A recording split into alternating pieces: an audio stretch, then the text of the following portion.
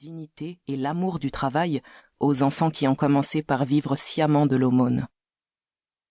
Nohant, 20 mai 1852. George Sand.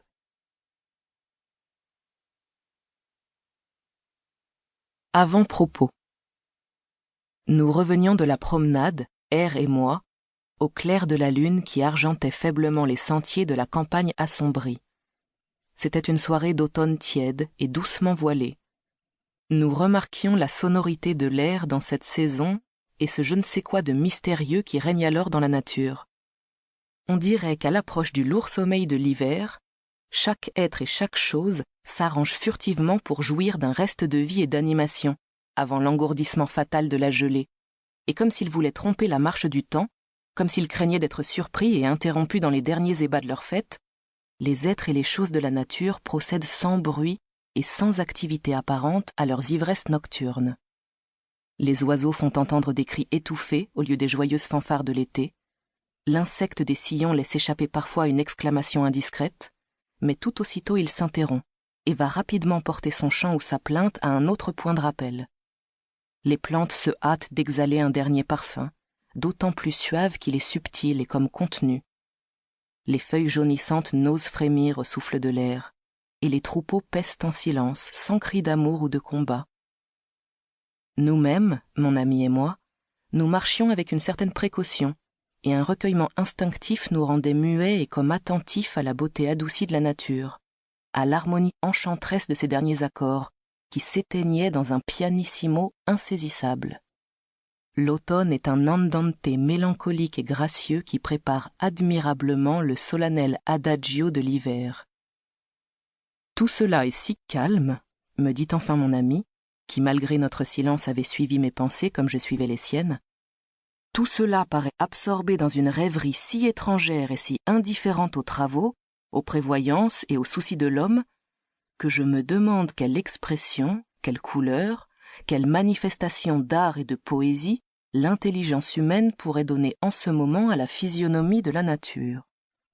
Et pour mieux te définir le but de ma recherche, je compare cette soirée, ce ciel, ce paysage, éteint et cependant harmonieux et complet, à l'âme d'un paysan religieux et sage, qui travaille et profite de son labeur, qui jouit de la vie qui lui est propre, sans besoin, sans désir, et sans moyen de manifester et d'exprimer sa vie intérieure. J'essaie de me placer au sein de ce mystère de la vie rustique et naturelle, moi civilisé, qui ne sais pas jouir par l'instinct seul, et qui suis toujours tourmenté du désir de rendre compte aux autres et à moi-même de ma contemplation ou de ma méditation. Et alors, continua mon ami, je cherche avec peine quel rapport peut s'établir entre mon intelligence qui agit trop et celle de ce paysan qui n'agit pas assez. De même que je me demandais tout à l'heure ce que la peinture, la musique, la description, la traduction de l'art en un mot, pourrait ajouter à la beauté de cette nuit d'automne, qui se révèle à moi par une réticence mystérieuse, et qui me pénètre sans que je sache par quelle magique communication. Voyons, répondis-je, si je comprends bien comment la question est posée. Cette nuit d'octobre, ce ciel incolore, cette musique sans mélodie marquée ou suivie, ce calme de la nature, ce paysan qui se trouve plus près que nous par sa simplicité pour en jouir et la comprendre sans la décrire, mettons tout cela ensemble, et appelons-le la vie primitive, relativement à notre vie développée et compliquée que j'appellerais la vie factice. Tu demandes quel est le rapport possible, le lien direct entre ces deux états opposés de l'existence des choses et des êtres, entre le palais et la chaumière, entre l'artiste et la création, entre le poète et le laboureur. Oui, reprit-il, et précisons, entre la langue que parle cette nature, cette vie primitive, ses instincts, et celle que parle l'art, la science, la connaissance en un mot.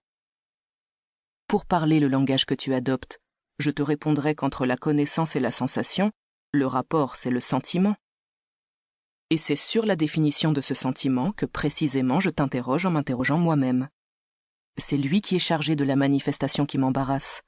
C'est lui qui est l'art, l'artiste si tu veux, chargé de traduire cette candeur, cette grâce, ce charme de la vie primitive à ceux qui ne vivent que de la vie factice, et qui sont, permets-moi de le dire, en face de la nature et de ses secrets divins les plus grands crétins du monde. Tu ne me demandes... Pour continuer à écouter ce livre audio gratuitement, cliquez sur le lien dans la description et vous pourrez l'écouter en entier sans frais grâce à l'essai de 30 jours d'Audible.